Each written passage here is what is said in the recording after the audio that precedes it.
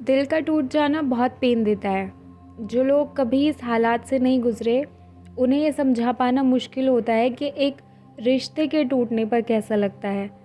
इस वजह से बहुत से लोग उन लोगों से सिंपैथी भी नहीं जता पाते जो ब्रेकअप से गुजर रहे होते हैं। अगर आपका दिल टूट गया है तो पॉसिबिलिटी है कि आप इसे लेकर किसी से बात नहीं कर सकते, क्योंकि आपको पता है कि कोई आपको नहीं समझेगा।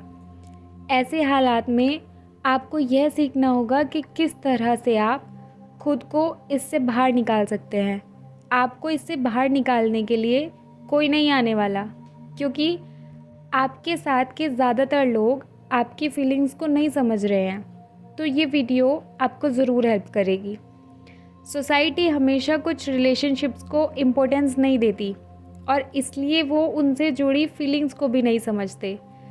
जब हमारा किसी के साथ ब्रेकअप होता है तो लोग हमसे ये उम्मीद करते हैं कि हम इस तरह बिहेव करें जैसे कुछ हुआ ही नहीं।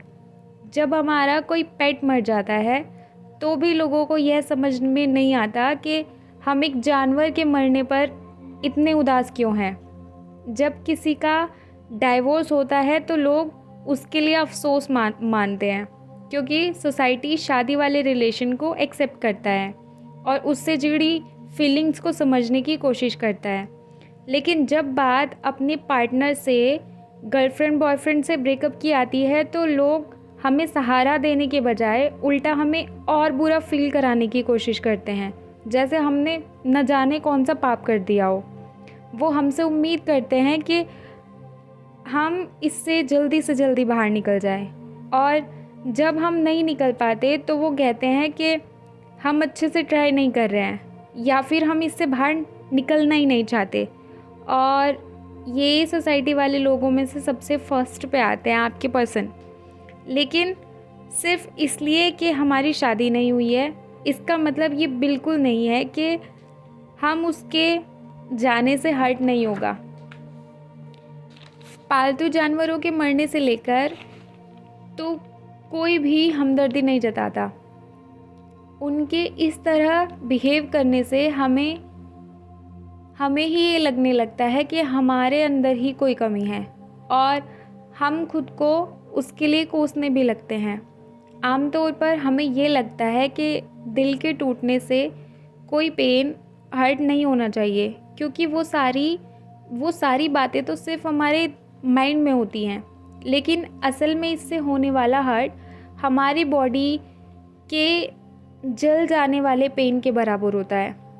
इथेन क्रॉस नाम के एक साइकोलॉजिस्ट ने उन लोगों के माइंड का MRIF किया जो हाल फिलहाल में ब्रेकअप से गुजर रहे थे।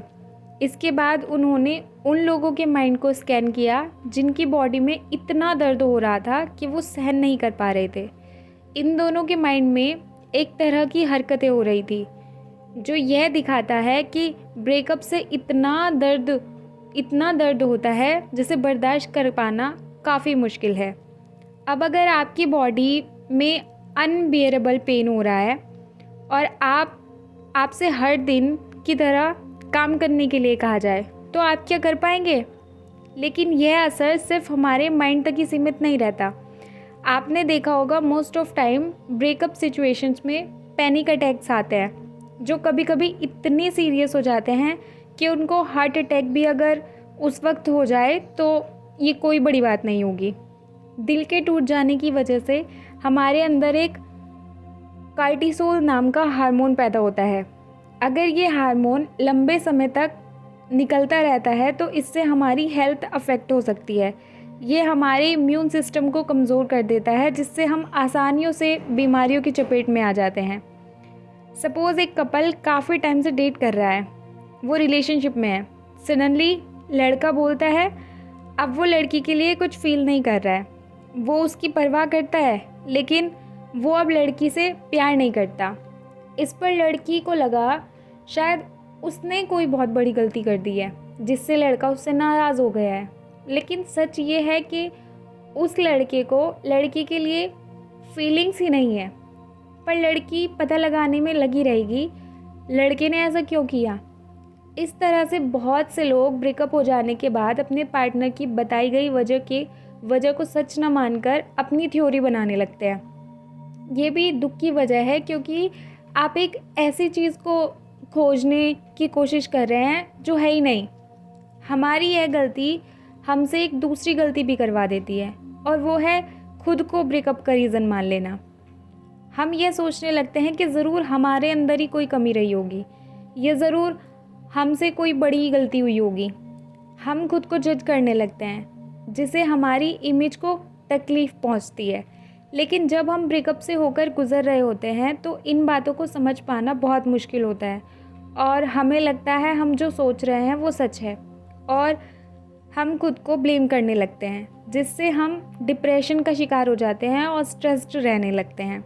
बहुत से लोग अपने पार्टनर की यादों को ब्रेकअप के बाद भी अपने साथ रखने की ट्राई करते हैं।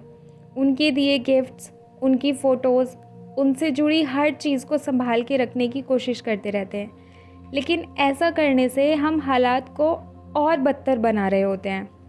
जब वो रिश्ता ख़त्म हो गया तो आप उसे ज़िंदा करने की कोशिश मत कीजिए। एक तड़पते हुए इंसान को ज़िंदा रखने से अच्छा है हम उसे मर जाने दें। अब जब पार्टनर साथ नहीं रहा तो उसकी यादों को साथ रखकर वफादारी दिखाने से क्या सच में आपको लगता है वो पास आ जाएगा? तो सब जाने दीजिए। खुद को राहत देने के लिए खुद को सिंपैथी दिखाना शुरू कीजिए। आप अपने ख्यालों को समझकर खुद से अच्छी बातें कीजिए। अगर आप खुद से सिंपैथी नहीं जता पा रहे हैं तो आप दूसरों को सिंपैथी देना शुरू कीजिए। आप ऐसे पर्सन को लेटर लिखिए जो कि आपकी तरह ब्रेकअप से गुजर रहा हो। ऐसा सोचिए कि अगर आपका कोई फ्रेंड इस तरह के हालात से होकर गुजर रहा होता तो आप उसे किस तरह से ज़िंदगी जीने की एडवाइस करते। खुद से सिंपैथी जताने के लिए आपको खुद को यह याद दिलाते रहना होगा कि क्यों आप इस सिंपैथी के वर्दी हो। खुद को यह बताना होगा कि सिर्फ इसलिए कि किसी ने आपको छोड़ दिया, इसका ये बिल्कुल मतलब नहीं है कि आप लव डिज़र्व नहीं करते। खोखले वो हैं जो इतना प्यारा एहसास फील नहीं कर पाते। आप बेस्ट हो, सबसे प्यारे हो। खुद को पॉजिटिव एनवायरनमेंट में रखिए और वो करिए जिससे आपको खुशी मिले। जैसा कि हमने पहले कहा कि बहुत बार ब्रेकअप होने पर हमें लगता है ज़रूर हमने ही कोई गलती की होगी, और हम उससे ढूंढने में लगे भी रहते होते हैं, जिससे बस हमारा पेन बढ़ता है। अगर आप भी ऐसा कुछ कर रहे हैं तो खुद से एक पॉजिटिव रिलेशन बना लीजिए। ये सोचिए कि आपकी नहीं, उनकी वजह से ये रिलेशनशिप ओवर हुआ है, क्योंकि वो आपके साथ नहीं रहना चाहते। आप तो अभी भी उनको प्यार करते हो। तो कमज़ोर वो हैं जो इतनी प्योर वाली फीलिंग को कैरी नहीं कर पा रहे हैं। और आप देखिए आप कितने ज़्यादा स्ट्रॉन्ग हो कि उनका आपको इतने हर्ट करने के बावजूद भी आप उनको इतना प्यार करते हो। इसके अलावा खुद को इससे बाहर निकालने के लिए माइंडफुलनेस प्रैक्टिस करिए। मतलब बिना किसी चीज़ पर अच्छे या बुरा का लेबल लगाए उसको फील कीजिए। अपनी ब्रीदिंग पर फोकस करिए और तब माइंडफुलनेस की प्रैक्टिस करिए। ब्रीदिंग से बॉडी में जितनी हरकतें होती हैं उनको फील करिए। इसके अलावा खुद को ढूंढने की कोशिश करिए, खुद से जुड़ने की कोशिश करिए, खुद को अपनाना सीखिए। ये देखिए कि आप कैसा इंसान बनना चाहेंगे। इससे भी आप खुद को ढूंढ पाएंगे। और अगर आपको बहुत ज़्यादा रोना आए, आपका बहुत रोने का मन करे, आप फिर भी बहुत ज़्यादा परेशान हो, खुद को कोसने का मन कर रहा है, तो खुद को प्लीज़ ब्लेम मत करिए, खुद को कोसिए मत, बस खुद को अपनाना सीखिए। और सबसे ज़रूरी बात, माफ़ करना सीखिए। आपने अगर दूसरे लोगों को वो सारी चीज़ें फ़ील कराना शुरू की जो उन्होंने आपको फ़ील कराई, तो आप में और उनमें कोई डिफरेंस रह नहीं जाएगा। तो बस माफ़ कर दीजिए और खुद पर ध्यान दीजिए, खुश रहने की कोशिश करिए। आपको जिस चीज़ से सबसे ज़्यादा सुकून मिलता है वो करिए, उस यूनिवर्स से जुड़िए और be positive. Thank you so much and God bless you all.